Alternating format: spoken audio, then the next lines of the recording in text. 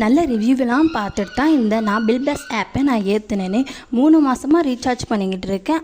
அப்போல்லாம் எந்த ப்ராப்ளமும் வரல. இப்போ 469 ரூபாய்க்கு நான் ரீசார்ஜ் பண்ணும்போது கூட நல்லா தான் அது பேடிஎம்லேருந்து போச்சு. சரி, அதுக்கப்புறம் ரீசார்ஜ் பண்ணலான்னு பார்த்தா ஒவ்வொன்றுத்துக்கும் சுற்றிக்கிட்டே கிடக்குது. ஆனால் நைட்டு 7 மணிலேருந்து இன்னும் ரீசார்ஜ் பண்ண பாடே ஆகலை. சுற்றிக்கிட்டே கிடக்குது. இல்லைனா கட்டாயி யுவர் அமௌண்ட் இதை ஃபெயில்டுன்னு காட்டுது. எதுலையாவது நானும் காசை விட்றது எனக்கே வேலையாக போயிடுச்சு. இந்த ஆப்பு சரியான மொக்க ஆப்பு. நானும் சரி யூடியூப்பில் வேறு எதுலையாவது அடிச்சு யூடியூப்பில் நானும் தட்டி பார்க்குறேன். ஏதாவது எல்லாருமே அதில் அந்த ஆப்பை பற்றி சரியான கமெண்ட் பண்ணியிருக்காங்க. இது சரியான மொக்க ஆப்புன்னு.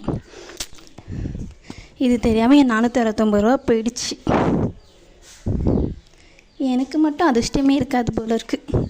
இது 2 மாதத்துக்கு முன்னாடி பேங்க்லேருந்து 1450 ரூபா பிடிச்சாங்க. இப்போ இந்த 469 ரூபா.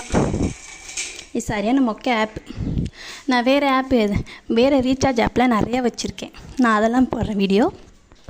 காசு இதில் மாட்டிக்கிச்சு. அதோட அக்கா கிட்டே ஃபோன் போட்டு சொன்னேன், அக்கா காசு மாட்டிக்கிச்சுன்னு. எங்கள் அக்கா சொன்னாங்க, கவலைப்படாத விட அக்கா தரேன்னு. நைட்டு சாப்பிடாமலாம் இருக்காத, சாப்பிட்டுடுன்னு. ஆனால் நான் சாப்பிடவே இல்லை. நைட்டெல்லாம் நைட்டு சரியும் தூங்கலை.